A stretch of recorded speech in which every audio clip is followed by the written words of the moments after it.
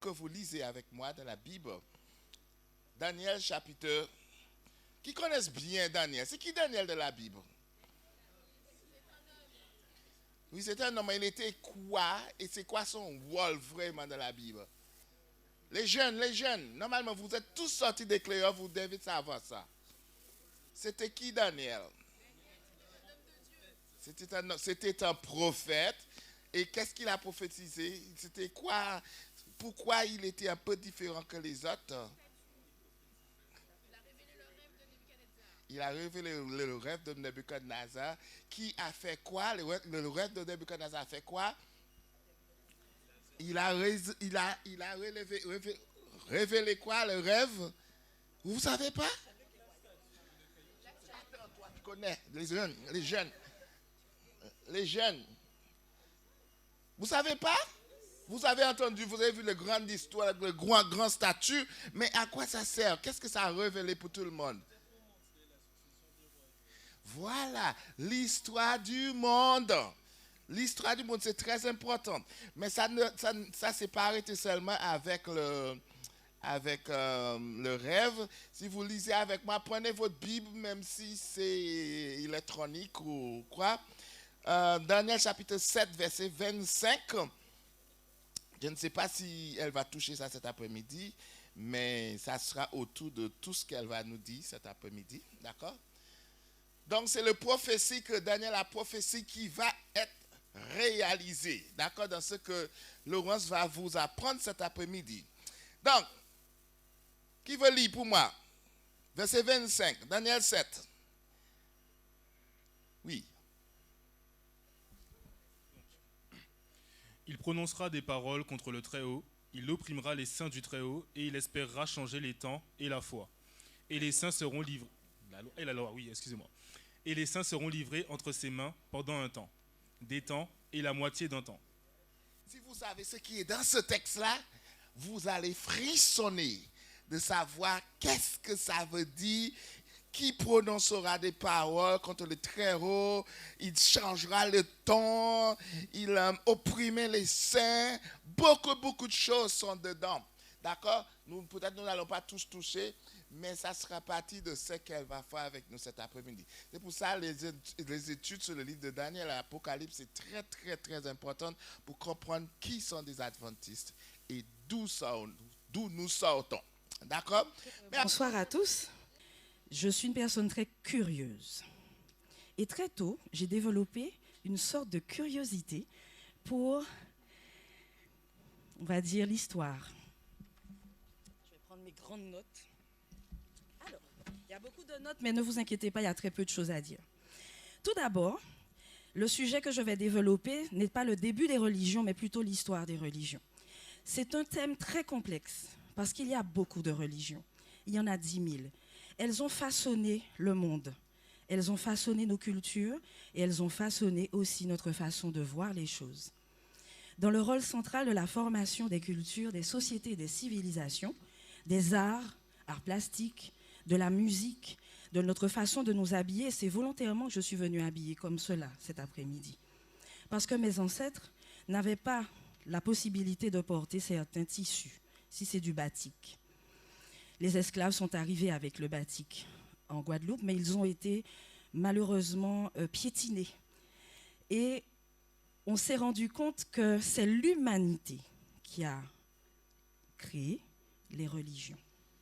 Dieu n'a pas créé les religions, il a créé des relations. Alors tout d'abord, et je vais étayer mon propos, ne vous inquiétez pas. Tout d'abord, on va définir le mot religion. À votre avis, c'est quoi la religion?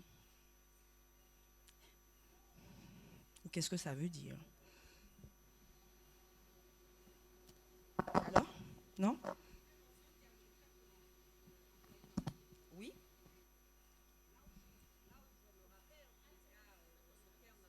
Mhm.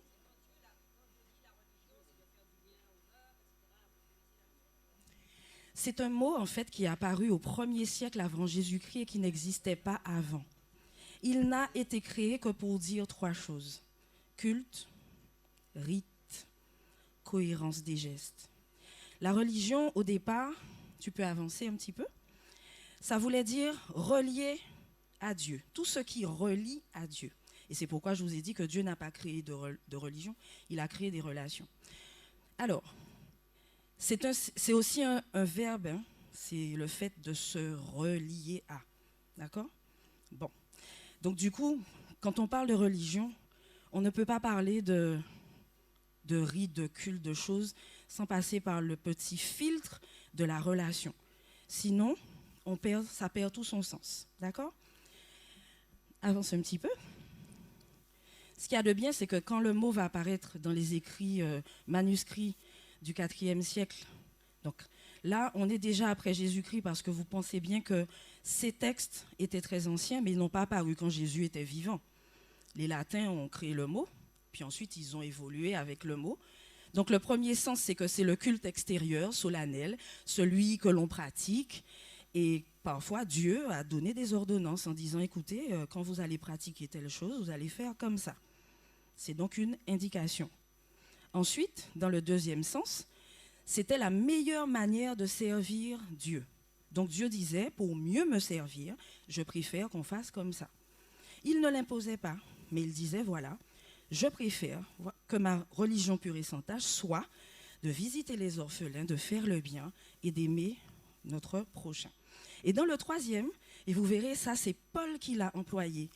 Quand Paul parlait parfois à certains de ses adeptes ou à d'autres, il parlait du cultus superflu, c'est-à-dire la superstition, tout ce qui ne fait justement pas partie du culte et de la meilleure manière d'adorer Dieu. Et il disait, d'ailleurs, il dit que personne ne vous enlève à son gré le prix. Alors attends, reviens un peu. Reviens. Ok. Que personne ne vous enlève à son gré le prix de la course sous prétexte d'humilité par un culte des anges. Et on a mis entre guillemets, parce que les cultes étaient pratiqués, les gens pratiquaient. Mais Dieu avait donné des ordonnances. Et quand Paul arrivait quelque part et qu'il constatait que les gens n'avaient pas de relation avec Dieu, il dénonçait cultus superflus. Tu peux avancer. Et là, je vous ai mis une image. Et je vais vraiment commencer le sujet par vous choquer un tout petit peu. Étant donné que Dieu n'a pas créé les religions et qu'il a créé des relations, vous allez me dire, mais Laurence, comment a-t-on daté l'art pariétal? Vous voyez les grottes de Lascaux, les premiers dessins. Alors je vais vous dire ceci. Ce sont les sciences sociales qui ont été mises en avant pour étudier les religions. Ce sont des gens, des historiens, des scientifiques, qui ont commencé à se poser la question, mais qu'est-ce qui se passe avant nous? Et ils sont remontés, ils sont remontés, ils sont remontés.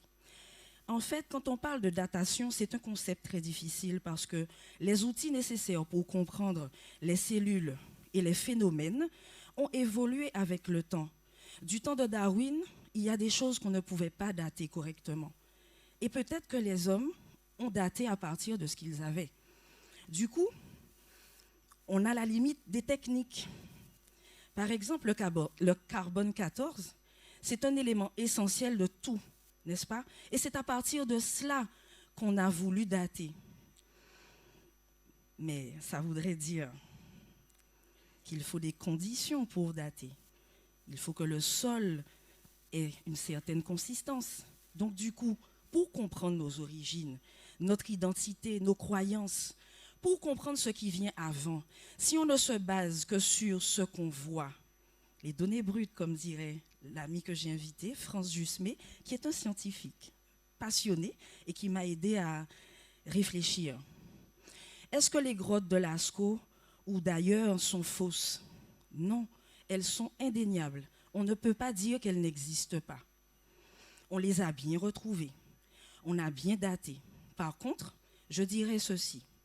Si vous êtes évolutionniste, darwiniste, si vous pensez que vous êtes les meilleurs à vous être adaptés pour survivre, si vous pensez que c'est une force subatomique qui a créé le monde, si vous croyez effectivement que le visible, nous pouvons l'expliquer dans un laboratoire, ça veut dire que vous vous êtes affranchi complètement du Créateur, d'une main secourable, et que vous êtes devenu tout à fait matérialiste dans un processus matériel. Vous pouvez y croire. Sauf que Darwin, le pauvre, à la fin de sa vie, il ne pouvait pas donner une explication à tout. Et à la 5e édition de son livre, de la sélection naturelle, il a réfléchi. D'accord? Et il est arrivé à la conclusion, et pas le seul, effectivement, qu'il y a deux façons de penser.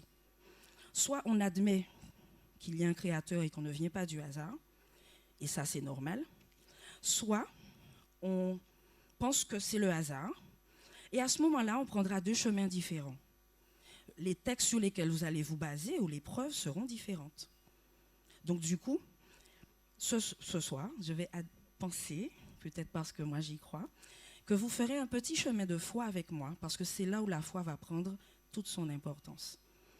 Vous pouvez croire à l'évolution et penser que les choses ont été vraiment beaucoup plus lentes, sauf que il y a dans une boîte, si vous mettez 10 cubes de 1 à 10, que vous fermez la boîte et les yeux, et que vous pensez qu'en mettant la main, vous allez avoir la chance de placer les cubes de 1 à 10 dans le bon ordre de façon totalement aléatoire, les chances seront très, très minces.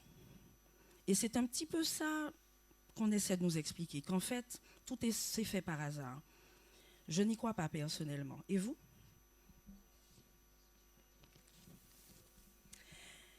Parce que le cycle hebdomadaire, ce cycle qui a permis aux hommes de mettre le rythme des choses, a aussi été une base pour créer des systèmes de pensée.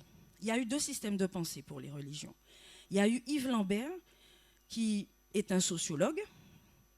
Il s'est dit, moi, je pense que tout le monde était monothéiste et qu'on est finalement devenu polythéiste, ensuite universaliste. On a fait les religion du salut. Tu peux avancer.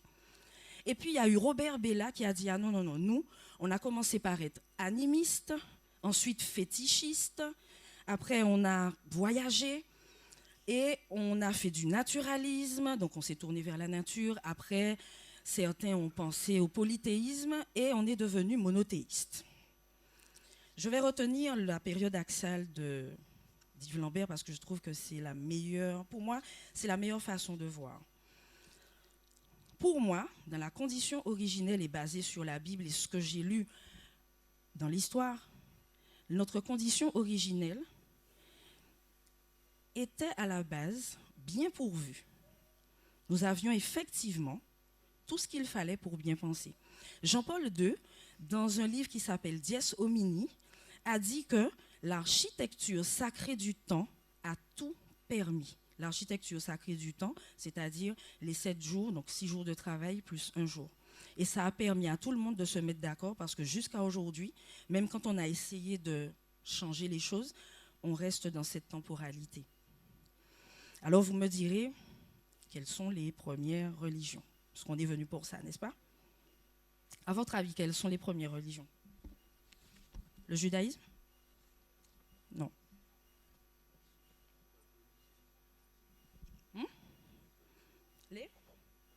Les catholiques? Non.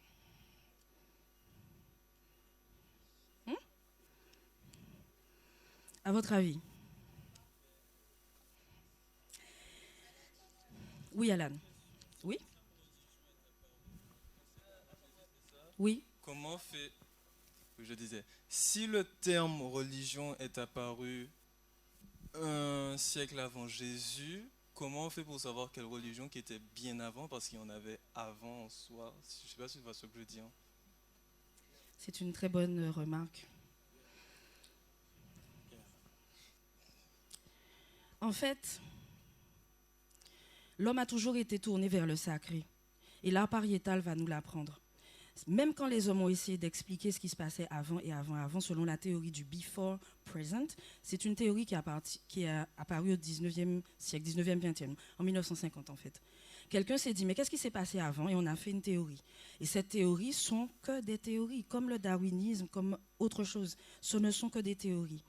L'homme tente toujours d'expliquer, mais comme il est fait à l'image de Dieu, qu'est-ce qu'il fait? Il se tourne toujours vers le sacré. C'est pourquoi j'ai mis sacré et spirituel. Quand il n'y avait pas de religion, mais il y avait le sacré. Les hommes parlaient une seule langue, d'après ce que les textes que je considère comme importants. Et quand je dis texte sacré, on va les voir. C'est pas sacré dans le sens qu'ils sont tous tournés vers un Dieu unique, quoique pratiquement tous, hein, les Mayas, les Incas, les Aztèques, tous ceux qui étaient les Égyptiens et tout ça, ils commencent par dire que, hormis le fait qu'ils aient matérialisé des dieux, mais il y en a toujours un qui était supérieur aux autres. Ils ont cette conception. Et vous allez être surpris. Le jardin d'Éden était placé en Éthiopie, en Afrique centrale. De sorte que les premières religions ont été dans cette partie du monde, il y a presque 5000 ans. Alors pourquoi je dis 5000 ans? À partir de 2025, on est d'accord, 2025, Jésus en 1er siècle, et ensuite on a une espèce de période que je vais vous montrer tout à l'heure. Tout d'abord, c'était les religions de l'Égypte antique, dans la tradition très orale, où les gens se transmettaient des cultes. Vous avez entendu reliés à une divinité. Mais ils reconnaissaient, ça venait toujours avec des couples en Afrique. Même les Dogons du Mali avaient cette notion, un Dieu créateur, plus une matérialité des forces de la nature. Toujours. Dans toutes les religions qu'on peut nommer. Et alors, à travers la préhistoire, ce qu'on dit préhistoire, hein, je vais utiliser des termes que vous connaissez, on faisait le culte des ancêtres. Mais il y avait toujours la possibilité de se tourner vers le Dieu unique. On lui donnait des noms, ou parfois pas. On refusait de le nommer, mais on savait qu'il était supérieur. Et la première des religions qu'on va trouver, c'est celle de Mino, les minoanes religions. C'était vraiment des cultes très, très, très, très anciens qu'on se transmettait en tradition orale. Vous allez me dire, mais le peuple d'Israël dans tout ça. Alors, je vous explique. Si Adam et Ève étaient dans le jardin d'Éden, ils ont péché, on les a chassés, d'accord? Mais ce ne sont pas les seuls récits qu'on a. On a des récits mayas qui racontent la même chose, aztèques qui racontent la même chose, surtout le déluge. Ensuite, on va avoir toute l'histoire. Tu peux avancer. Et ensuite, il y a 1056 ans entre Adam et Noé. Parce qu'on a retrouvé une tablette babylonienne avant l'écriture. Et cette tablette va décrire avec des écritures massorétiques.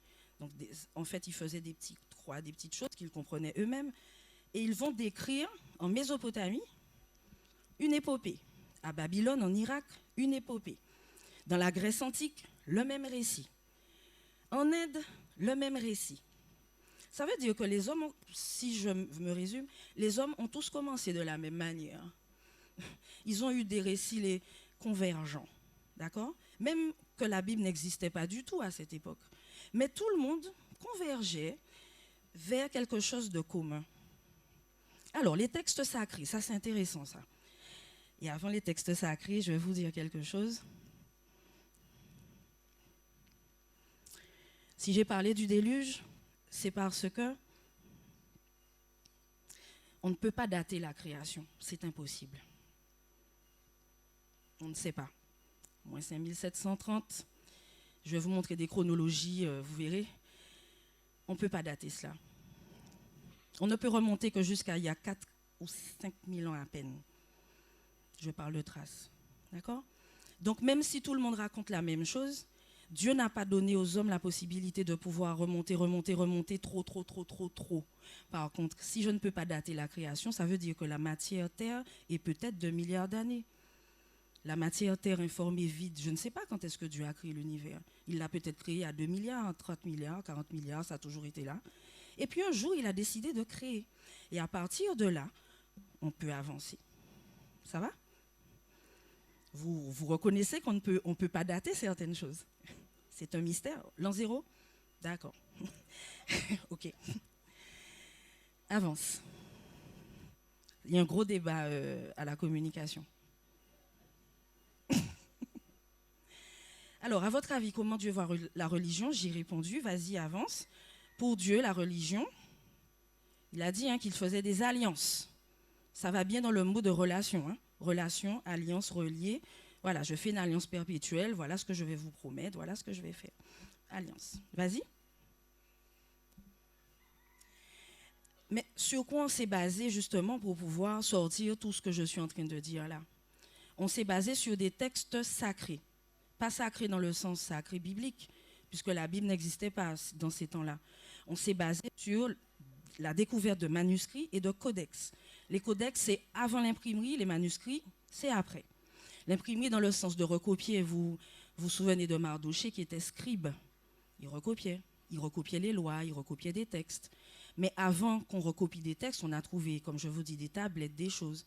Et ensuite, on va retrouver aussi des vestiges sur du papyrus, sur de l'argile, sur des temples, sur la pierre. Okay? Alors, quels sont les textes sacrés sur lesquels, d'ailleurs, on va se baser pour construire notre civilisation? Les plus anciens, ce sont les textes des pyramides, ce sont des formules magiques, des prières qu'on a trouvées en Égypte. C'est pourquoi je vous disais que tout est né sur le continent africain.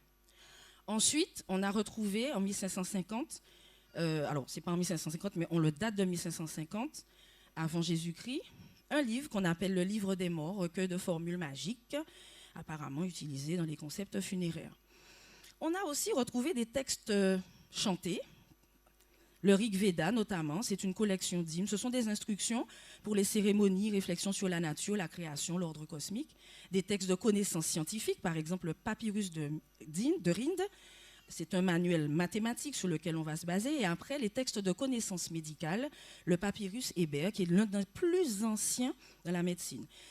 Vous voyez, les hommes se posaient des questions. Et se posaient des questions, donc ils essayaient de comprendre ce qu'ils avaient autour d'eux.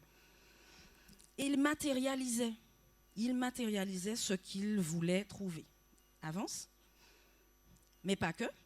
La Torah est un texte qu'on a retrouvé, d'accord? Et vous verrez que c'est les 5 premiers livres de la Bible hébraïque. Ça a été compilé entre le 6e et le 5e siècle avant Jésus-Christ. Et vous savez comment on a réussi à le compiler? C'est la tradition orale de génération, génération, génération, génération. Et quand on est arrivé au 6e siècle, quelqu'un a commencé à écrire, compiler, recueillir, voir, faire, etc. On a travaillé. Quand je dis on, voilà. Et en fait, voilà, c'était une histoire. On racontait une histoire. Ensuite, on a eu le Triptaka. Ce sont les bouddhistes. On est déjà entre le 1er siècle avant Jésus-Christ, le 3e siècle après. Des règles disciplinaires, le moine, etc. Mais vous savez que dans ce texte, on trouve la référence au Dieu unique, on trouve le sabbat, on trouve le respect du Dieu créateur. Donc, même dans les temps anciens, les textes étaient tournés autour de la personne d'un Dieu unique. Et puis, une grande découverte qui a fait trembler Vatican, les manuscrits de la mer morte. Ah ouais, ceux-là. En fait, c'est le rouleau d'Ésaïe, c'est le seul texte entier qu'on a retrouvé, totalement ancien. On l'a retrouvé entier, presque mot à mot, on pouvait le traduire. Et c'est le texte que, après, vous verrez qu'on a utilisé pour faire la Bible. Je vous montrerai après. Tu peux avancer. Mais on n'a pas retrouvé que ça. On a aussi retrouvé d'autres écrits, notamment sur le taoïsme, et puis ce fameux Coran. Ah oui, le Coran aussi a façonné l'histoire de notre civilisation. Et voyez ce que j'ai mis en bas? Histoire de nombreux prophètes tels que Adam, Noé, Abraham, Moïse, Jésus. Et on sait que Mahomet respectait le sabbat. Parce que là où il était, de toute façon, c'était une zone judéo-chrétienne. Donc, tout le monde a baigné dans cette ambiance. Avance.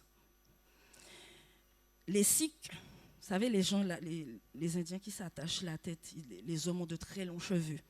Eh bien, eux aussi, ils avaient une composition poétique sur la dévotion de Dieu, à l'égalité aussi, justice sociale, moralité, l'Avesta, le zoroastrisme ou Zoroastre. Toutes ces personnes, Confucius, Zoroastre, Mahomet, toutes ces personnes avaient eu dans leur influence l'histoire du judaïsme. Parce que les peuples se déplaçaient. Avance. Là, je sais que je vais un petit peu... Maintenant, on va parler de codex, mais on va parler d'un codex que vous ne connaissez pas peut-être. Avance. Donc, les codex, c'est avant l'imprimerie. Hein. Ce sont des des textes qu'on trouve dans des rouleaux qu'on a retrouvés. Le Sinaiticus, c'est un manuscrit de la Bible chrétienne qui date du IVe siècle après Jésus-Christ. Parce que les évangélistes n'ont pas écrit du temps de Jésus, ils ont écrit 100 ans, 200 ans après. Donc forcément, on a retrouvé des choses très anciennes. Le Codex Vaticanus, par exemple, lui aussi 300 après Jésus-Christ. C'est une Bible qui était entièrement en grec. Alors, je dis Bible, mais c'est faux. C'est un manuscrit incomplet, mais qui était en grec. Et on a tiré de ce manuscrit des informations pour la Bible. Alexandrinus, il contient la majorité de l'Ancien et le Nouveau Testament en grec. Le Codex Bezae, qui lui aussi, manuscrit bilingue, grec et latin, celui-là contient de grandes variations textuelles parce que les hommes n'avaient pas toujours des mots pour exprimer. Tu peux avancer. Celui qui est très important, c'est celui de Mendoza en bas, un codex aztèque compilé. D'accord ? Eux aussi, ils avaient un codex. Tu peux encore avancer, puisque là, ce sont des anciens manuels hébraïques. Ah, celui-là, il était quand même un peu spécial, parce que c'est un codex qui date du début du XIIIe siècle après Jésus-Christ, et c'est l'unique manuscrit qu'on ait retrouvé qui donne un petit peu froid dans le dos, parce qu'il est appelé Bible du diable, le codex Gigas. Un petit peu, voilà. Donc, tout le monde a eu son codex, quoi, en fait. Et tout le monde a essayé d'écrire sa propre histoire. Tu peux avancer. Ah, création. Alors, êtes-vous évolutionniste ou créationniste? Pourquoi? D'accord. Je peux avancer alors?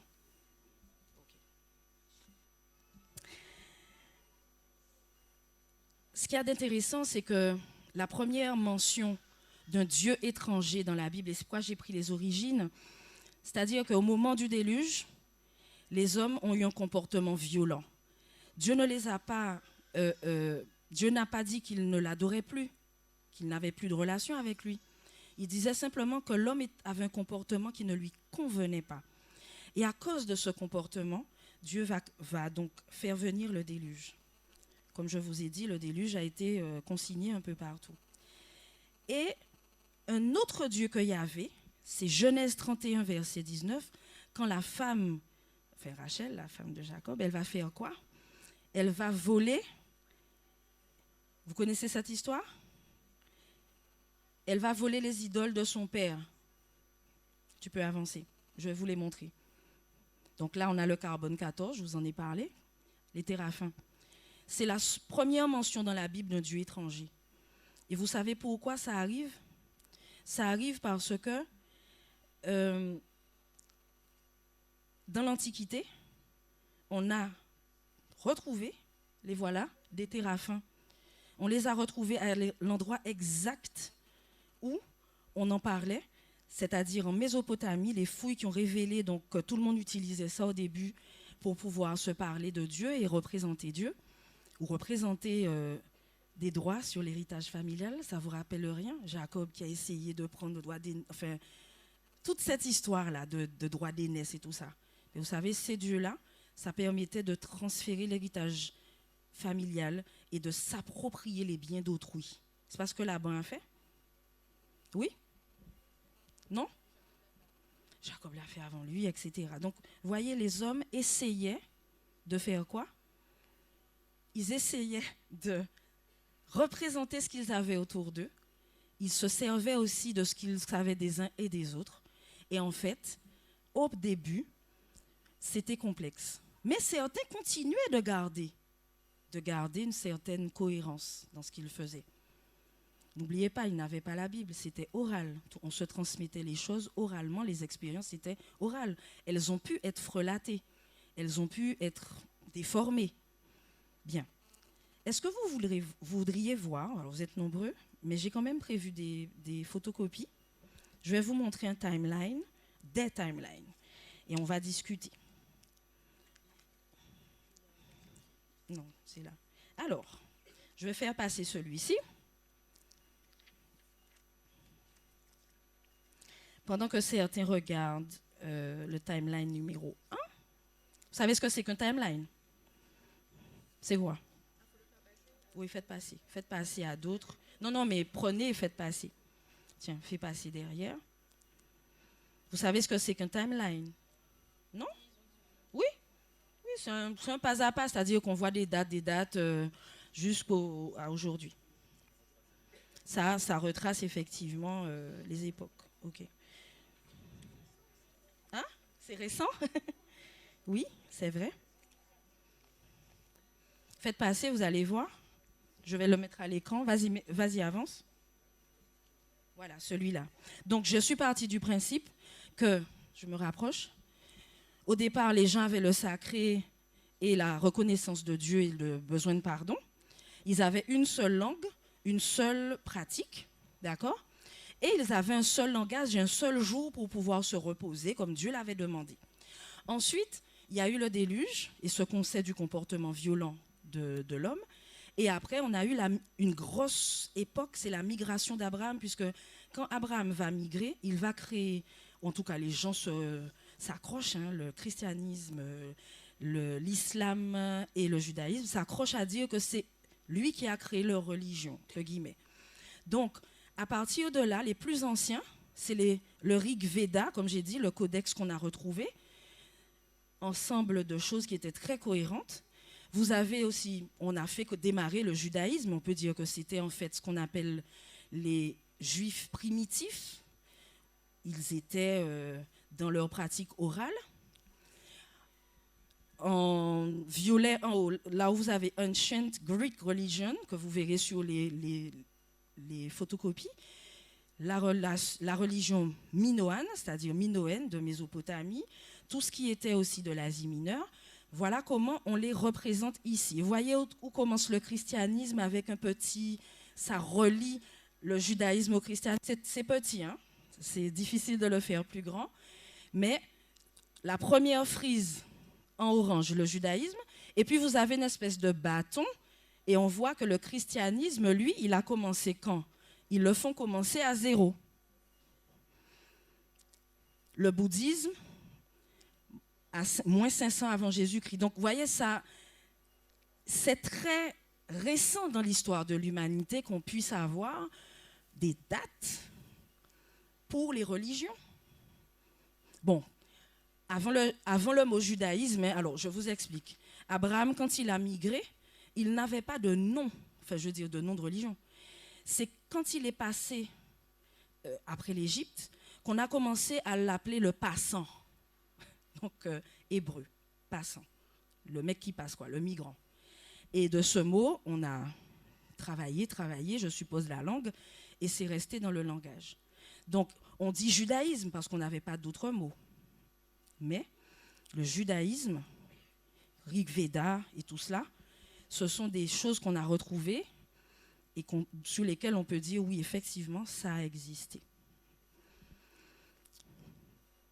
Mais je suis très insatisfaite parce que ce n'est pas comme ça que ça se passe dans le moderne. Dans le moderne, là j'ai une autre timeline. Dans le moderne, voici comment on dit les choses. Dans le moderne, on a 3000 avant Jésus-Christ, les premières formes de religion en Mésopotamie. Après, on a 2500 avant Jésus-Christ, l'émergence de l'hindouisme en Inde. Mais il se passait d'autres choses dans la vie. Il se passait d'autres choses. Mais c'est là où il y avait la plus grande, on va dire le plus grand tournant.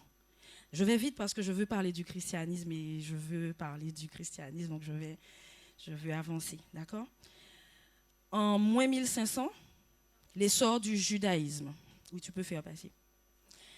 Après, on dit la naissance de Jésus-Christ, 1er siècle. D'accord? En réalité, Jésus n'est pas né au 1er siècle. Pour les Juifs, il est né entre le 5e siècle et le 4e siècle avant Jésus-Christ. Donc 4 siècles avant qu'on parle de lui. Mais communément appelé, on dit premier. Ensuite, vous avez 313 après Jésus-Christ, l'édit de Milan, qui a été un édit qui faisait quoi? Celui-là, vous le connaissez. L'empereur Constantin qui a légalisé la religion chrétienne. Sandra n'est pas contente parce qu'elle n'a pas encore vu les papiers, c'est ça? Non, mais c'est tout petit, j'avoue, je n'ai pas pu faire plus grand. Ensuite, on y reviendra. En 622 après Jésus-Christ, le début de l'islam. 1054, le grand schisme entre les judaïsants judéo-chrétiens et qui? En 1054, c'était l'Église chrétienne. J'y reviendrai. Le début de la réforme protestante, 1517 après Jésus-Christ. Ensuite, la déclaration, alors avant, on a la réforme, donc en 1517, le Parlement mondial des religions à Chicago, en 1893. Après, il y a eu un événement très particulier, les Journées mondiales pour la prière et la paix, le début de l'œcuménisme en 1986. En 2001, il y a eu les attaques du 11 septembre. Et savez-vous que ça a été un tournant aussi dans les religions?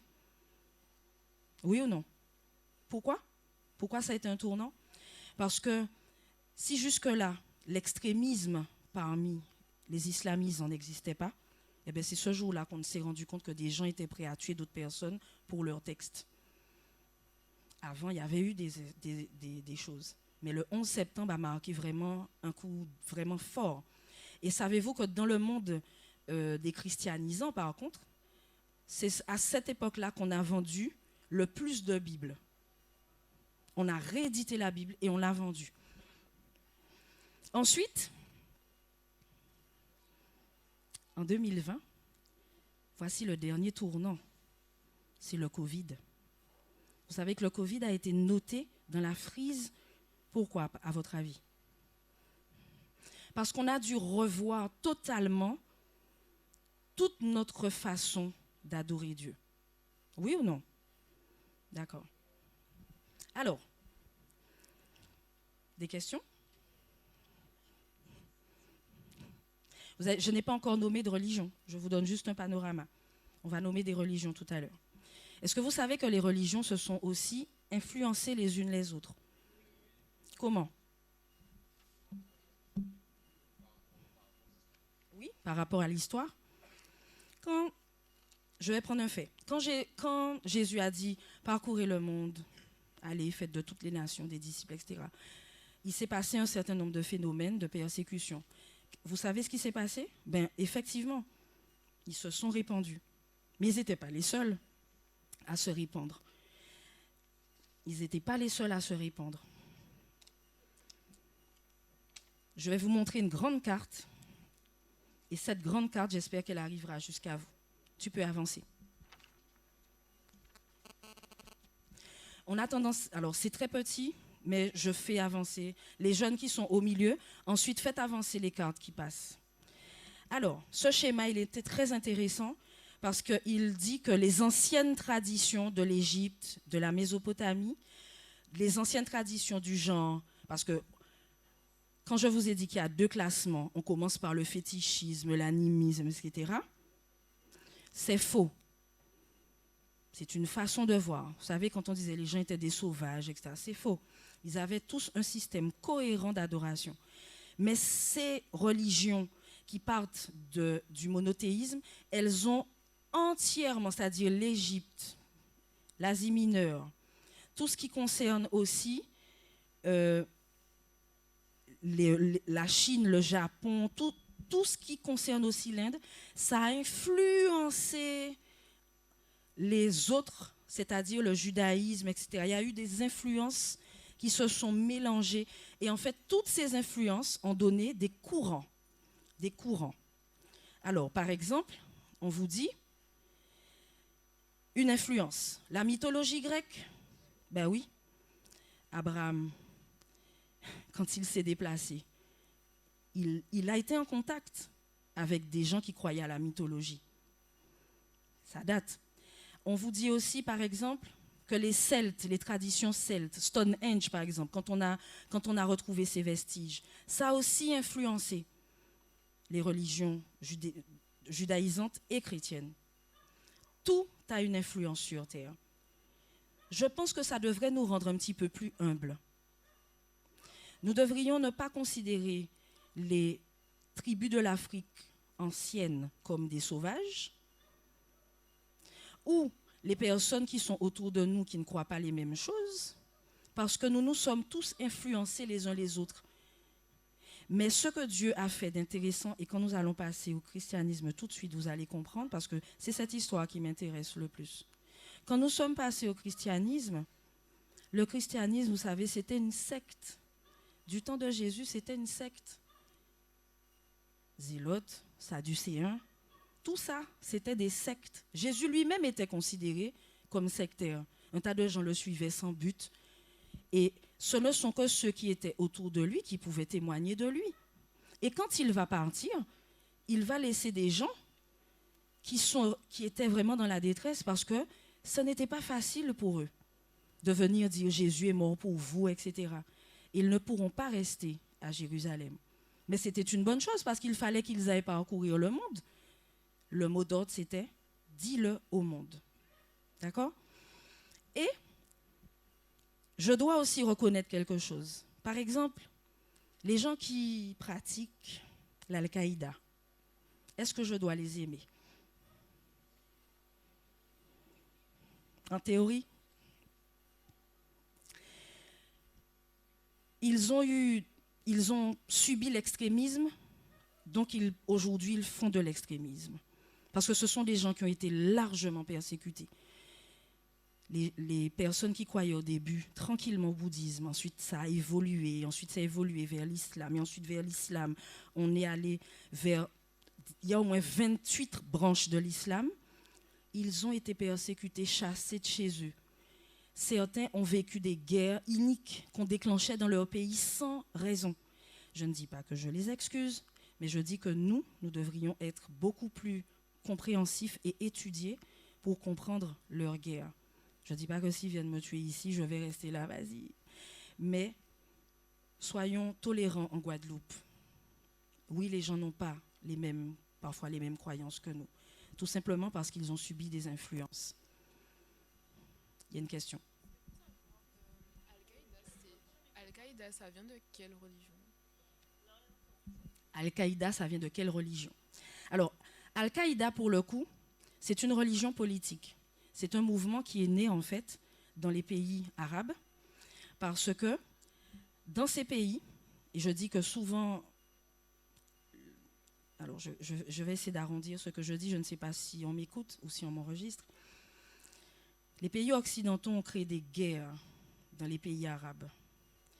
Et lorsque la Deuxième Guerre mondiale va se terminer, tous ceux qui avaient été colonisés, parce qu'ils ont été colonisés plusieurs fois, premièrement par les catholiques qui ne portaient pas encore ce nom, hein.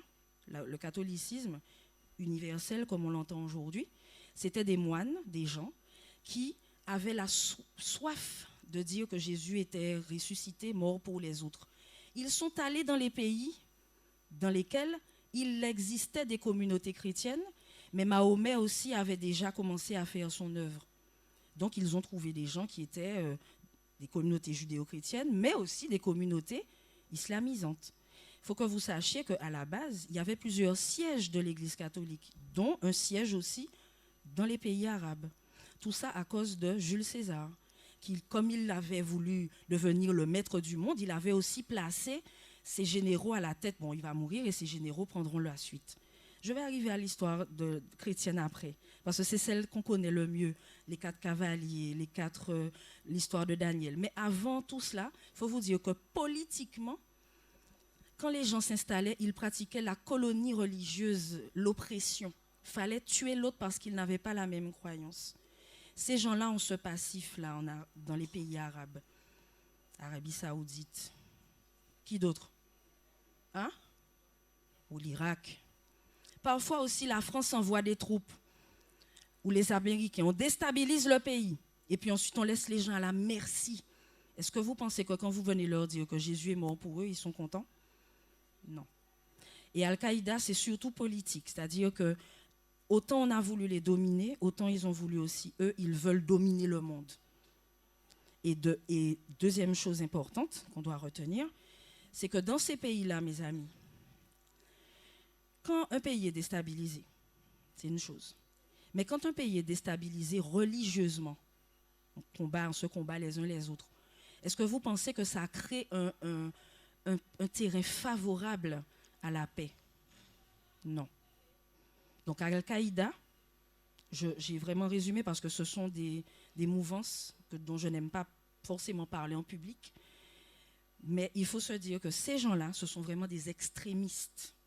Mais il y en a eu aussi chez nous, chez les chrétiens. Il y a eu beaucoup d'extrémistes chez nous. Saint-Barthélemy, qui d'autre? Franz.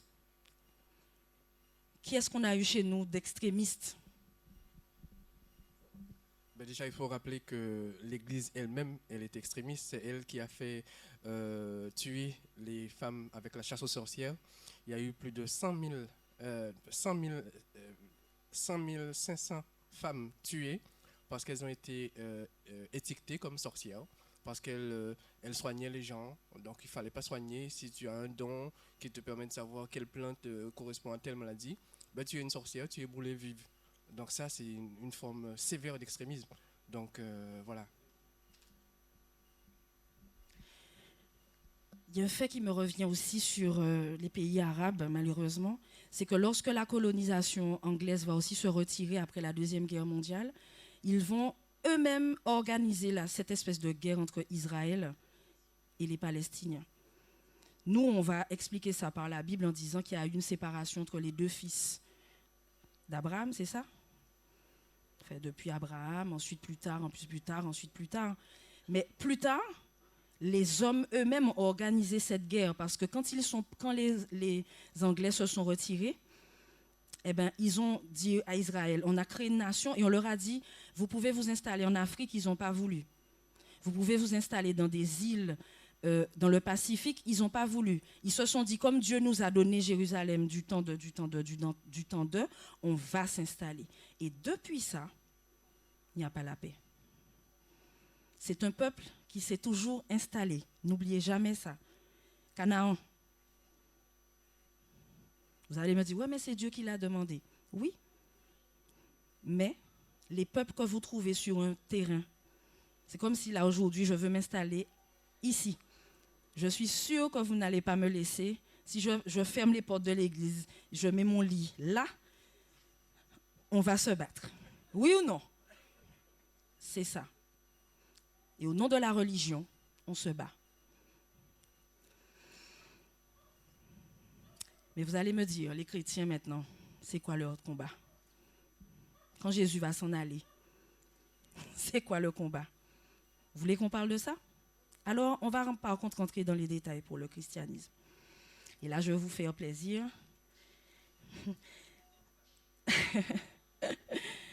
Ici, j'ai une ancienne carte. C'est un ancien...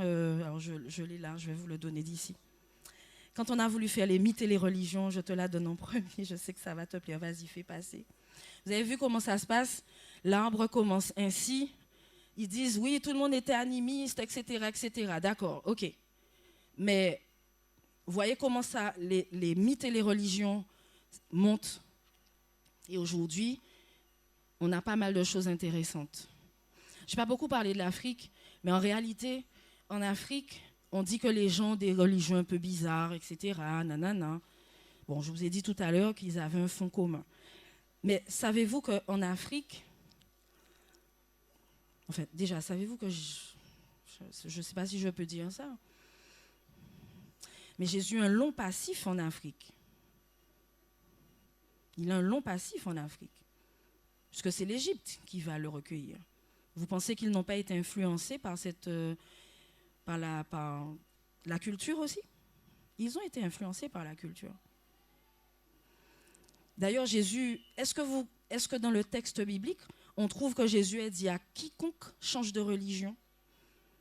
Il a rencontré la Samaritaine, il ne lui a pas parlé de religion. C'est elle qui lui a dit, oui, je suis une Samaritaine, tu me demandes de l'eau, qu'est-ce qui t'arrive?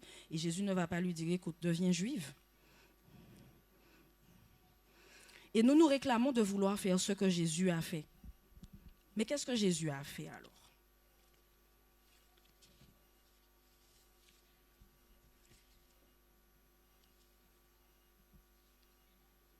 Vas-y, tu peux avancer. Tout le monde va voir ce que c'est. C'est un grand panorama. Avance. Ok, bon, c'est une autre représentation avec plus de détails. Alors, ça c'est bien, reste là, reste là. Alors, le christianisme maintenant. On va parler du christianisme en long et en large, parce que c'est la période la plus intéressante pour moi, puisque moi je me réclame, alors pas du christianisme, mais vous allez comprendre pourquoi tout à l'heure. Alors, il y avait le christianisme ancien. Jésus est venu sur terre, il a fait ce qu'il avait à faire, il a parlé aux Juifs, il a parlé aux Romains. Dans cette ville, il y avait des Grecs, il y avait des Chinois, il y avait toutes sortes de civilisations, il y avait toutes sortes de personnes. Et puis il s'en va. Quand il s'en est allé, en 431 après son départ, on arrivait encore à s'entendre, plus ou moins, mais l'antisémitisme a commencé là. Il y a eu un fort antisémitisme. Je vous donne un exemple. Enfin, je vous donne cette période. On a envahi le temple de Jérusalem, on l'a détruit, on l'a reconstruit, on l'a ensuite redétruit, on est reparti, on a déporté les gens. Quand on les a déportés, ils ont voulu revenir. Mais quand ils ont voulu revenir, les rois qui les avaient emmenés partaient avec les symboles, ils partaient avec tout ce qu'il y avait dans le temple. Et parfois, qu'est-ce qu'ils faisaient? Ils détruisaient. Donc, l'antisémitisme a commencé là. Et il fallait absolument annihiler ce qui était juif, déjà là. Et, chose super intéressante, vous voyez qu'il y a eu un premier schisme. Au XIe siècle, il y a eu un grand schisme parmi les judéo-chrétiens, parce que quand Jésus est parti, il a laissé deux courants. Il a laissé les juifs qui continuaient d'aller faire leur possession, et il a laissé des gens chrétiens, qu'on a appelés chrétiens après, mais on les a appelés chrétiens quand même. Et du coup, ces deux tendances, c'est eux, les juifs, qui ont commencé la persécution des chrétiens en premier, avant les Romains. D'accord? Et comme les Romains, eux aussi, ils avaient soif de dominer le monde, ils ont aussi, à l'aide des Assyriens, à l'aide de d'autres peuplades, ils ont aussi voulu effacer toute trace de Juifs. Parce que les Juifs prenaient beaucoup de place, un petit peu quand même. Un seul jour de repos. Ils avaient 613 commandements en dehors de la Torah. Il ne fallait pas marcher plus de 1,2 km pour aller à l'église. Les Sadducéens, alors c'était assez marrant, les Sadducéens, pour ne pas pécher, ils marchaient comme ça dans la ville. Donc quand ils se heurtaient, ils se blessaient, ils arrivaient à la synagogue, ils étaient en sang, parce qu'il ne fallait pas se souiller de voir les Romains. Et quand Jésus va venir, il va leur dire, mais qu'est-ce que c'est que ça? Le salut est pour tout le monde. Et Jésus va faire son œuvre. Mais après son départ, les gens ont arrêté de se battre? Non, surtout pas. Donc là, je vous montre, voyez comment les branches du christianisme naissent. Vous voyez le protestantisme, les réformes, etc. On va rentrer dans les conciles. Ah, ça, c'est un truc très intéressant, ça, les conciles, là. Vous avez reçu ce document, tout le monde? L'arbre généalogique du christianisme. Vous avez vu? Alors, du temps de Jésus, les baptistes, les pharisiens, les esséniens, les zélotes, les sadducéens. Et puis ensuite, on a Jésus qui arrive, tout va bien. Mais après, on a Paul. Paul va faire un gros travail sur les personnes qui n'étaient pas juives. D'accord? Donc, ça, c'est pas un arbre généalogique fait par les adventistes. Hein. C'est quelque chose c'est une répartition que j'ai prise sur les réseaux. Enfin, j'ai trouvé ça sur un site intéressant. Et en fait, vous avez maintenant ce qu'on appelle les hérétiques. Parce que dans l'église catholique de l'époque, qui n'était pas encore l'église catholique universelle, on avait les hérétiques. C'était qui les hérétiques?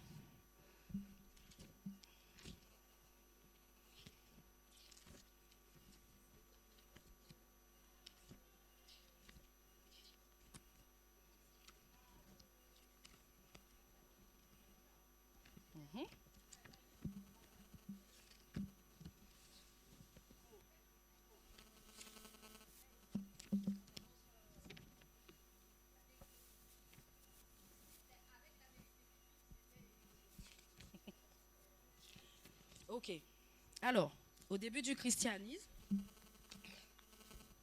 c'est dommage, j'ai raté une diapo intéressante qui était sur la datation, mais on verra après. Les premiers chrétiens. Alors, les premiers chrétiens, ils ont beaucoup travaillé. Il y avait les gnostiques. Eux, ils niaient la résurrection. C'est bien gentil tout ça, mais Jésus, bon, c'est peut-être un mort comme tout le monde. Voilà. Vous avez eu Arius, c'est un théologien. Lui, il disait que lui, transcendance absolue de Dieu. Pour lui, le Fils, Jésus a été créé par Dieu, c'est une créature. Jésus est subordonné à Dieu. Et malheureusement, au concile de Nicée, on l'a déclaré hérétique et on l'a éliminé. Nestorius, il est arrivé enflammé. Pour lui, parce que c'était le débat de l'époque, hein, Jésus c'est qui? Jésus c'est quoi? Est-ce que Jésus était divin? Est-ce qu'il est humain? Et ça, c'était leur débat. Ils n'étaient pas encore sur Marie, ils n'étaient pas encore sur les statues, ça n'existait pas tout ça. Même s'il y a eu des temples, etc., mais on n'avait pas encore ces décisions-là. L'important, c'était Marie. C'était Jésus. C'était de savoir, est-ce que Jésus était ressuscité, est-ce qu'il n'était pas ressuscité, on tergiversait. Est-ce que Jésus était Dieu? Le pauvre, lui aussi, qu'est-ce qu'il disait? Il disait, Marie ne peut pas être la mère de Dieu. Elle ne peut pas être la mère de Jésus, puisque Jésus est un homme comme tout le monde, et elle aussi. Donc, vous voyez, ils se battaient entre eux.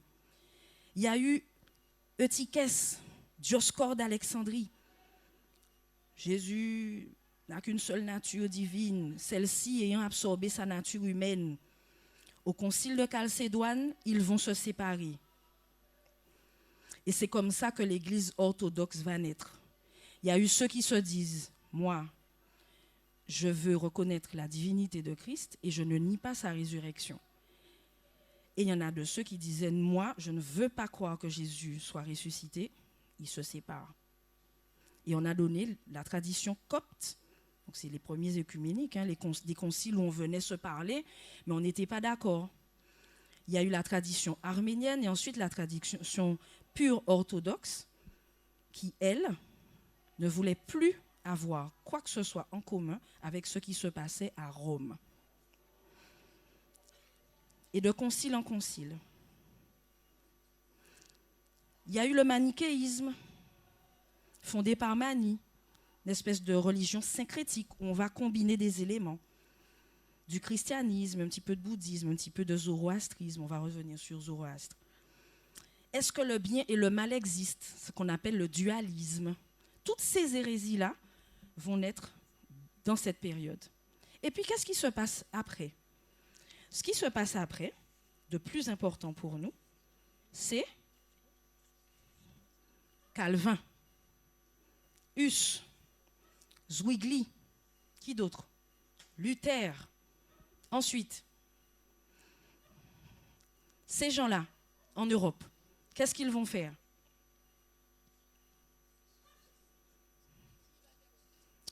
Calvin, oui. Mais pourquoi ils protestaient, eux, en fait? Oui, c'est pas faux. Mais pas que. On a résumé ça à... Il faisait du commerce du Saint-Esprit. Mais pas que. Pas que. Qu'est-ce que les premiers chrétiens... Qu'est-ce qu'ils dénonçaient? Ceux qu'on a appelés les protestants. Qu'est-ce qu'ils dénonçaient? Oui. Il faut savoir qu'on n'avait pas la Bible à disposition comme maintenant. Hein. Alors, à votre avis, est-ce que vous savez ce qu'ils reprochaient, ceux qui étaient en train de protester là à tout prix? Oui. Pardon? Oui, il y avait du commerce. Les indulgences. Voilà. Ils protestaient parce que la messe n'était pas en latin, elle était en latin. Personne ne la comprenait. Ils protestaient parce que les moines qui étudiaient la parole de Dieu, quand ils allaient la regarder de ce qu'ils avaient, mais ils se disaient, mais c'est pas ce que la Bible dit. Donc ils protestaient. Et qu'est-ce qu'ils vont faire? Ils vont partir où? Ces protestants-là, parce qu'on les a brûlés, on a fait plein de choses, hein. Mais avant, ils vont partir aux États-Unis. Vas-y. Oui, c'est les protestants surtout reconnaissaient la parole de Dieu comme étant la base, un peu à l'époque des Béréens déjà, ou comme étant la chose sur laquelle il fallait se baser pour adorer, pour vivre sa foi. Et l'Église s'était éloignée de ces éléments-là et avait concocté, avait fabriqué un certain nombre de rites, de pratiques, et que les protestants, notamment avec Luther en particulier, qui est un grand prêtre, hein. Luther était un grand prêtre d'une très grande culture et qui ne reconnaissait pas les pratiques de l'époque, notamment les indulgences. Les indulgences où il fallait acheter son salut, il fallait marcher à genoux, combien de kilomètres pour pouvoir être sauvé, quoi. Des choses de ce type. Voilà.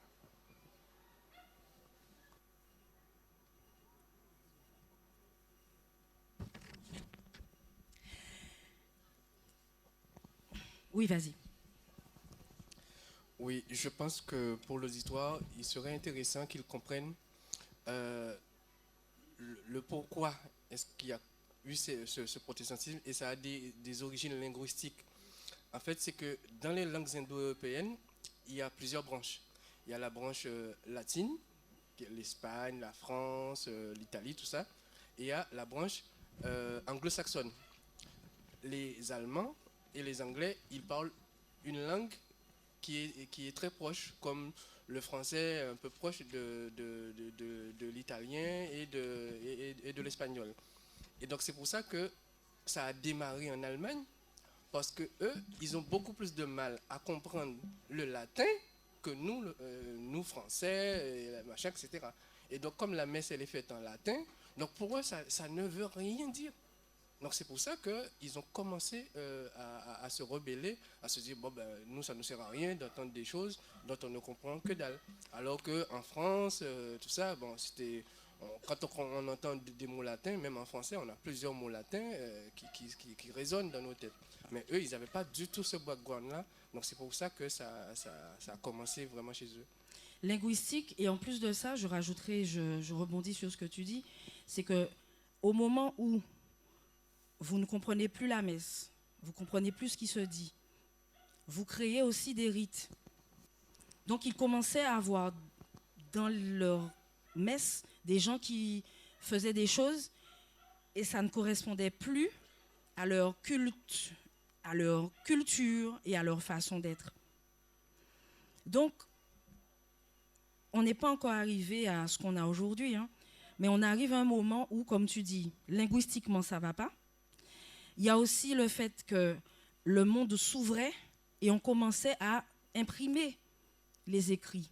Du coup, les gens, beaucoup ne savaient pas lire. Donc, il fallait passer par le prêtre ou le moine pour pouvoir comprendre. Et ça aussi, ils ne voulaient plus ça. Ils voulaient avoir une relation personnelle avec la parole de Dieu. Il y avait aussi le fait que on prêchait que Dieu a prédéterminé qui sera sauvé, qui sera damné. La prédestination. Ils n'étaient pas d'accord. Par exemple, certains voulaient que de la prédication. D'autres voulaient que des chants. Certains se disaient, il faut qu'on vive en communauté. D'autres disaient, non, moi je veux une relation personnelle avec Dieu, je ne veux pas aller dans la communauté. Donc cultuellement, il y avait des dissensions. Donc, Saint Augustin va venir avec, c'est un moine, hein, il va venir avec des idées politiques de droit et il y aura une séparation de l'Église. Et puis, il y avait de la corruption, vous êtes totalement OK là-dessus. Vous savez, l'Église s'enrichissait. Le vœu de chasteté et de pauvreté va venir après. Hein? D'accord? Donc, il y a une séparation, et en 1620, des gens vont partir aux États-Unis. Vous vous dites, mais qu'est-ce qui se passait dans d'autres pays? Dans d'autres pays, il y avait déjà une espèce de réveil sur le fait de recevoir la parole de Dieu. Il ne faut pas vous imaginer que tout se passait aux États-Unis. Il y a aussi dans les autres pays des réveils, mais on va consigner ce grand réveil aux États-Unis parce que ça correspond à la fuite Daniel, Apocalypse, quand on étudie, ça correspond quand on dit que le dragon voulait manger le petit de la femme et qu'elle va partir au désert. D'accord? Si vous avez remarqué, j'ai très peu cité la Bible. C'est volontaire. C'est une introduction. J'aurais aimé qu'on revienne et qu'on s'arrête sur certains passages. Parce que vouloir vous compter toutes les dates importantes, vous auriez dormi cet après-midi. Alors, je vous montre juste un panorama un peu plus global. Mais alors, vous me direz, OK, ils sont partis. Mais quand ils vont arriver aux États-Unis, donc là, les orthodoxes, le tronc catholique va se légaliser et ensuite on va grandir les bâtiments, les cathédrales, et puis on aura des décisions comme ça qui vont arriver dans les conciles. Marie, il faut l'adorer. Les statues, c'est normal, hein? Ils représentaient ce qu'ils avaient. Ils ont pris aussi la décision, par exemple, d'avoir des sacrements, n'est-ce pas? Il y a plusieurs sacrements, non, au moins 7 ou 8, je pense 7. Le baptême, l'Eucharistie, tout ça s'est constitué. Pendant que ceux qui étaient aux États-Unis, quand ils sont arrivés, c'était des anciens de cette église. Les anglicans, les quakers, les catholiques, les luthériens, les baptistes, les méthodistes, les juifs aussi sont arrivés aux États-Unis. Et ils ont commencé à vouloir faire leur culte. Je ne veux pas choquer, j'ai des amis de toute communauté ici. Je ne veux pas vous choquer, ni vous faire de la peine. N'hésitez pas à poser des questions. Cette histoire, elle n'est pas une histoire qui a été écrite par nous. Elle a été écrite par les historiens eux-mêmes qui ont pris des faits de l'histoire. D'accord? Donc, les protestants, ils vont arriver aux États-Unis. Qu'est-ce qu'ils vont faire? Je veux bien. Qu'est-ce qu'ils vont faire, les protestants des États-Unis? Une fois qu'ils se sont installés, tout ça, nanana, blablabla, ils vont tous observer le sabbat?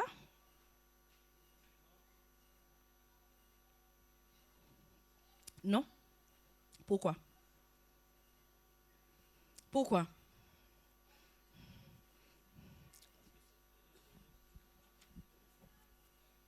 Parce que moi, je n'ai toujours pas parlé du sabbat, j'en ai parlé au début, mais volontairement, je l'ai laissé un petit peu de côté. On l'a laissé un peu se reposer, mais là, on va en parler. Avec la liberté de culte, Oui. notamment qui s'est développée aux États-Unis, il y a eu pléthore de religions. Hein. Oui. Donc, où chaque religion met un accent particulier sur Exactement. tel ou tel point de doctrine, Oui. donc utilisant cette liberté-là et créant des religions très variées, extrêmement variées.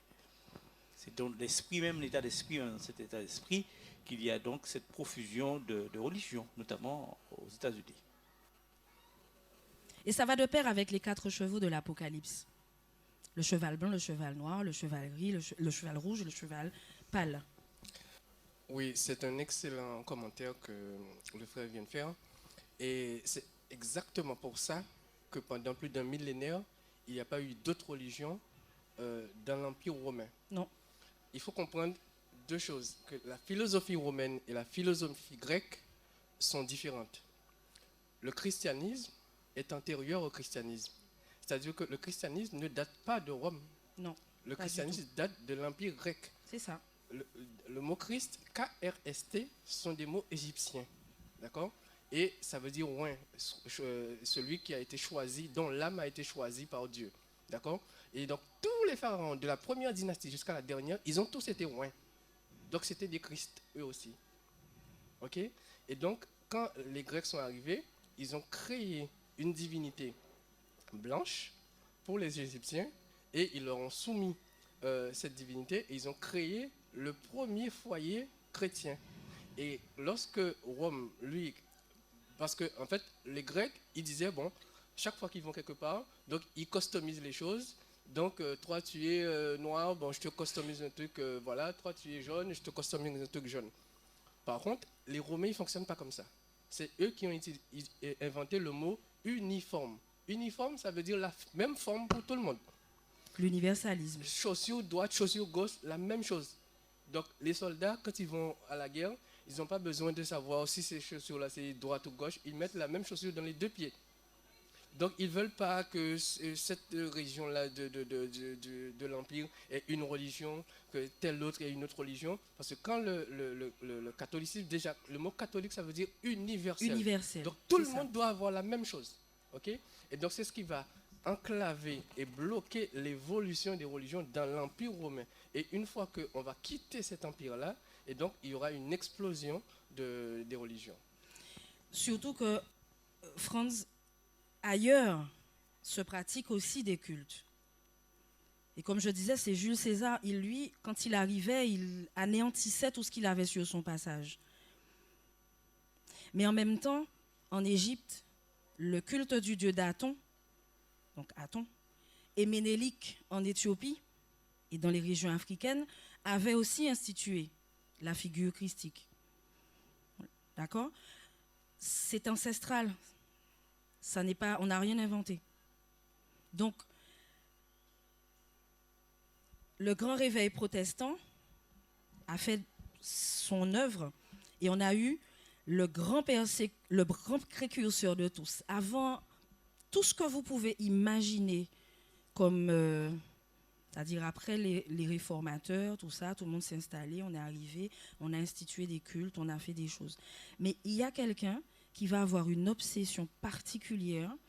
Il s'appelle John Wolfe. C'est un juif allemand converti au christianisme. C'est un anglican. Il va se réveiller un matin et il étudiait sa Bible. Et il va être en contradiction avec tout ce qui se fait dans son église aux États-Unis.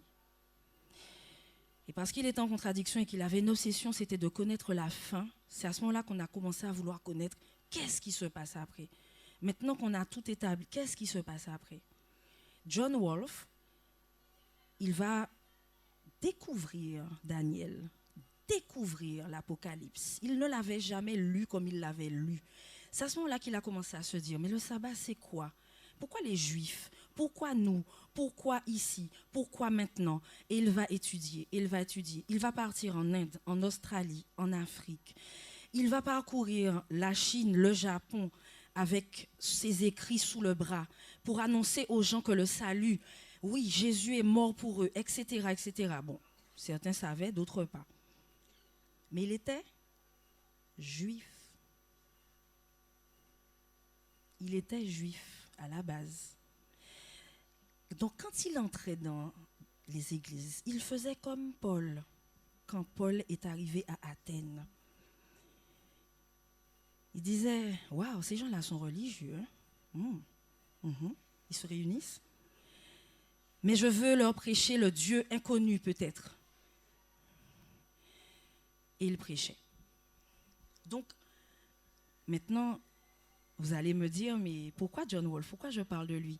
Parce que lui, sortant d'une grande tradition dans laquelle il était confronté, à laquelle il était confronté, d'abord le catholicisme tel qu'il était pratiqué, puis en étant juif, il va remettre au goût du jour cette histoire de sabbat. Dans un environnement où les gens ne le pratiquaient plus, pas ou peu. On le pratiquait, mais plus, pas ou peu. Je parle du sabbat parce que je reviens à ce que le pape Jean-Paul II disait sur l'architecture sacrée des temps, en disant que le sabbat original est bien le sabbat. D'accord? Et je vais dire quelque chose qui est un petit peu déstabilisant. Il me reste 10 minutes, c'est ça? Ronnie, il me reste 10 minutes 5. Très bien. Mais je suis à la fin. En plus, le pire, c'est que je suis à la fin. C'est bien. Wow.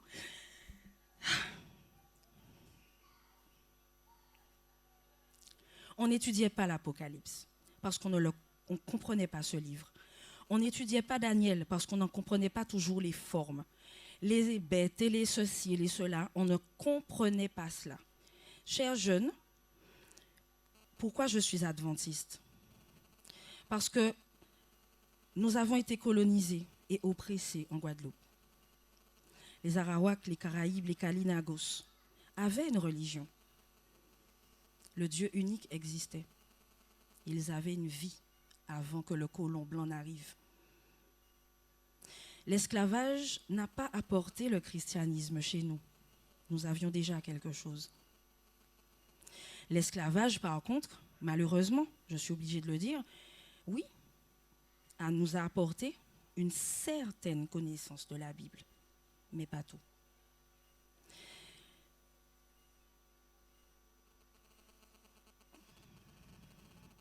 Les pionniers adventistes, ceux qui vont s'appeler adventistes, étaient des anti-esclavagistes. Ils étaient conscients de la liberté de culte, conscients de la liberté de la conscience morale. Leur mot d'ordre, c'était « dis-le au monde ». Je ne suis pas adventiste parce que je suis en Guadeloupe, mon père m'a élevée comme ça et c'est pourquoi je dis, quand on dit « je suis la fille du pasteur Roger », ça ne veut rien dire pour moi. Je suis adventiste parce que les premières personnes qui ont osé apporter quelque chose de différent au monde sur la connaissance de l'histoire et de sa fin, ça a commencé comme ça. Des méthodistes, des anglicans, des juifs, des personnes qui avaient à cœur de comprendre l'Évangile, se sont réunis dans les années 1810, ça a commencé comme ça, et ils ont commencé à étudier. Et ils ont découvert que l'explication qu'on donne de l'Apocalypse est très vague. Ils vont étudier. Daniel avait déjà rêvé de la statue. Vous vous souvenez du verset qu'on a lu? Ils espéraient changer les temps et la loi, etc. Donc lui aussi, il avait déjà étudié, c'était rien de nouveau. Sauf que, qui en comprenait véritablement le sens? Savez-vous que les adventistes n'ont pas été les seuls à être déçus en 1844? Dans d'autres religions, les gens ont aussi annoncé le retour de Jésus. Les témoins de Jéhovah ont dit que Jésus allait revenir en 1914. Il n'est pas, enfin bien avant, hein. 1800, voilà, ensuite ils ont dit 1914. Il s'était trompé 1856 aussi, et Jésus n'est pas revenu, et il y a eu un schisme dans leur religion. Vous le savez? Plein de gens ont annoncé le retour de Jésus. Nous n'étions pas les premiers ni les seuls. La différence, c'est que va jusqu'à la statue. Les pionniers ont étudié. Et ils ont compris ce que c'était, tous ces royaumes. Ça, c'est la première carte de Miller. C'est lui qui l'avait dessinée. Et je vous avouerai quelque chose, c'est difficile à comprendre. Pour tous les gens qui sont là, je veux rappeler le credo. Parce que c'était ça à la base. Des gens de plusieurs religions qui ne se fréquentaient pas, qui se sont mis à écouter les sermons des uns des autres et qui ont décidé d'étudier la parole de Dieu. Nous, en 1863, sous-signés par la présence en tant qu'Église, prenons le nom d'adventisme du 7e jour et faisant la promesse de garder les commandements de Dieu et d'avoir la foi en Jésus. C'était ça le credo.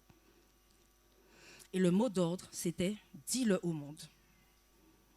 Et nous nous sommes peut-être perdus entre-temps. Nous avons voulu parler de longueur de jupe, de manger ceci ou pas. Le but, c'était d'annoncer que Jésus allait revenir et qu'il fallait se préparer. Oui. Et vous allez me dire, et après, il me reste 2 minutes. Et après, mes amis, il y a eu des religions après? Oui. Raël, Aoum, Diego Maradona et son église. Qui d'autre? Les Mormons. Après, aujourd'hui, il y a beaucoup de religions. Chaque jour, il y a des religions. Mais c'est quoi le plus important? C'est quoi le plus important? Les Davidiens, des anciens adventistes, les témoins de Jéhovah aussi, les anabaptistes, les ceci. Mais c'est quoi le plus important? Je vous pose la question. Ce n'est pas de se préparer parce que Jésus revient. Parce que même si je vous donne la liste de toutes les religions qui existent, Zoroastre, un homme, il s'est réveillé un matin, il était monothéiste. Il a commencé à écrire des choses poétiques et excellentes sur la sagesse. Mais à la fin de sa vie, il est quand même revenu à un texte, la Bible. Jean-Paul II, il a écrit Dies Homini. Mais vous verrez, ouvrez ce livre, il dit le sabbat, c'est bien l'architecture sacrée de Dieu.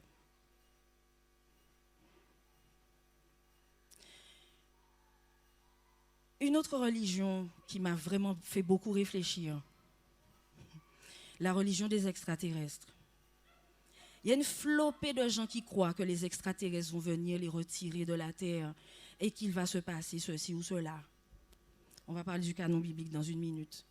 Il y a une flopée de gens qui disent « Ellen White n'est pas prophétesse ». Oui, Ellen White est une prophétesse. Elle qui disait « La Bible, seulement la Bible. Mes écrits sont là pour juste éclairer un peu, vous faire comprendre. » On se bat pour ça. Mais on oublie le plus important. Jésus revient. Étudiez votre Bible. C'est votre livre? Étudiez-le. Lisez-le. Possédez-le. Ayez une relation personnelle avec Dieu. C'est ça le plus important. Gardez les commandements de Dieu et ayez la foi en Jésus. Une fois qu'on a fait ça, on n'a pas besoin de se battre. On a besoin d'écouter. C'est le Coran, mais le Coran lui-même raconte l'histoire d'Abraham à Jésus. Alors, la Bible, vous allez me dire, mais comment a été conçue la Bible? Je vais vous finir là-dessus. Le canon biblique, vous savez comment il a été conçu? Pensez qu'il a été conçu de façon uniforme et tout? Avance. On s'est servi de codex et on a étudié. Les premiers ont essayé de trouver des cohérences. Et chaque fois qu'on retrouve un manuscrit ou une preuve ou quelque chose, dans toutes les religions du monde, il y a des gens qui se réunissent et qui étudient pour essayer de traduire les choses au mieux. Vous savez, quand vous vous battez en disant « la Bible dit le ciel » ou « les cieux » ou ce mot, ce sont des siècles et des siècles de traduction imparfaite parce qu'il y a des mots qui n'existent même pas dans notre langue. Et certains traducteurs ont été obligés d'interpréter. Avance. Au Vatican, il existe un codex très précieux qui n'est pas traduit comme Louis II ou King James ou Septante ou Vulgate. Ce sont des manuscrits. Quand j'entendais dans ma classe d'école du sabbat ce matin, pas ce matin, il y a quelque temps, on a la même Bible. Non, mes amis, nous n'avons pas la même Bible. Comment voulez-vous que quelqu'un qui, dans sa Bible, n'a pas les 10 commandements corrects, observe le sabbat? C'est impossible. Comment voulez-vous que quelqu'un qui ne lit que les psaumes connaisse Daniel? C'est impossible. La Bible, le canon biblique, c'est un tout. Donc il faut l'étudier. Avance. Et aujourd'hui, c'est fini. Et aujourd'hui, qu'allez-vous faire? Devenir bouddhiste? Les bouddhistes observent le sabbat. Ils n'ont pas de jour officiel, mais les moines bouddhistes se reposent. Zoroastre? Les Rastas? Ok. Qu'est-ce que vous allez faire aujourd'hui? C'est ma dernière question. Étudier. Étudier. Étudier.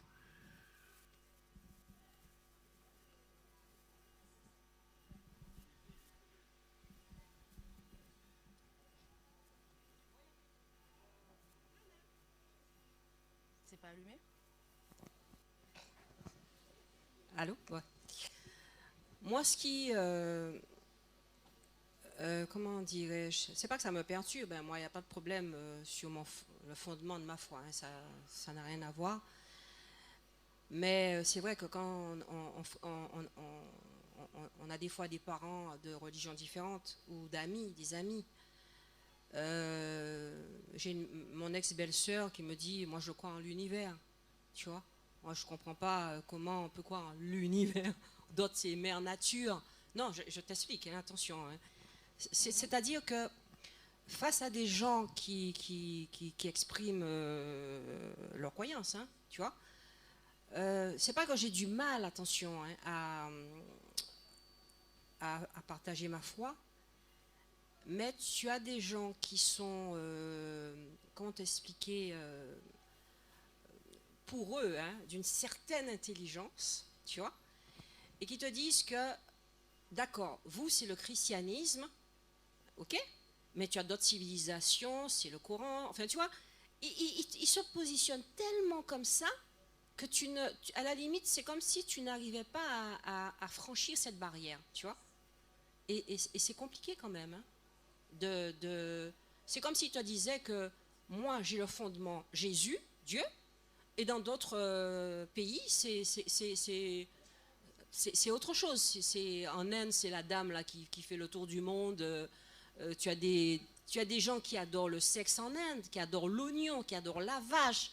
Enfin on est perdu quand même, tu vois. Bertrand, je m'exprime. Ce que je vais dire, celui qui adore l'oignon ou peu importe. J'ai cru que c'était un enfant qui avait un problème.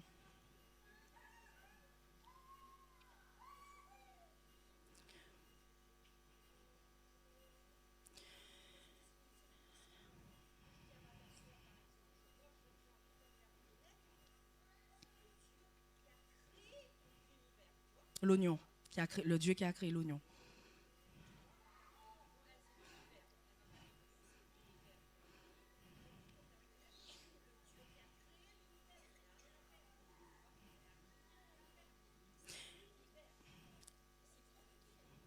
Il y a quelqu'un qui m'a dit les données brutes. Les données brutes. Franz, explique c'est quoi les données brutes. En fait, contrairement à ce qu'on pense, on pense que ouais, les scientifiques, ils ont la vérité, etc. Tout est une histoire d'interprétation. Et on vous fait une interprétation, c'est-à-dire qu'on mâche la nourriture pour vous, pour que vous n'ayez pas à mâcher. Et c'est lorsque vous apprenez à mâcher que vous apprenez à sentir la sensation du goût. Et c'est ça les données brutes. J'ai pris un exemple avec Laurence la dernière fois pour lui montrer comment est-ce qu'il a été scientifiquement possible d'imposer un médicament pendant la crise Covid. Les sociétés pharmaceutiques ont fait une étude et ils ont démontré que ce médicament-là était efficace parce qu'il diminuait la durée d'hospitalisation. Donc effectivement, les médecins ont commencé à administrer ce médicament-là à leurs patients. Effectivement, ça diminuait la durée d'hospitalisation. Mais personne n'a voulu regarder les données brutes. Les données brutes disaient quoi? Que ce médicament-là tuait les gens. En les tuant, ça diminue la durée d'hospitalisation. Ok? Mais en interprétant, sans avoir les données brutes, vous ne pouvez pas comprendre, vous ne pouvez pas dire est-ce que c'est bien de prendre ce médicament-là, est-ce que c'est mal? Parce que vous n'avez pas les données brutes, vous avez juste l'interprétation de la personne. Ok? Et donc, il faut aussi un peu de tolérance et il faut aussi beaucoup de savoir. Savoir par où on est passé. La Bible a 4 évangiles. Est-ce qu'il y a quelqu'un ici qui sait pourquoi il y a 4 évangiles dans la Bible? Non? Il y a plus de 70 évangiles qui existent, qui étaient en circulation. Et vous savez que ce sont les catholiques qui ont fait le codex. Et les catholiques, il y a ce qu'on appelle les cardinaux. Il y a combien de points cardinaux sur la terre? Ah ben, ils ont décidé qu'il y aurait 4 évangiles. Voilà.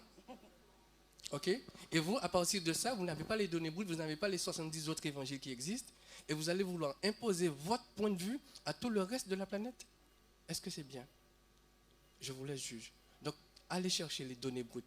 Plongez-vous dans la recherche. Plongez-vous dans le savoir. C'est comme ça que vous allez pouvoir comprendre les autres points de vue. Voilà. Ok, je vous remercie beaucoup pour votre attention cet après-midi. Merci à Laurence. Les jeunes, ça va?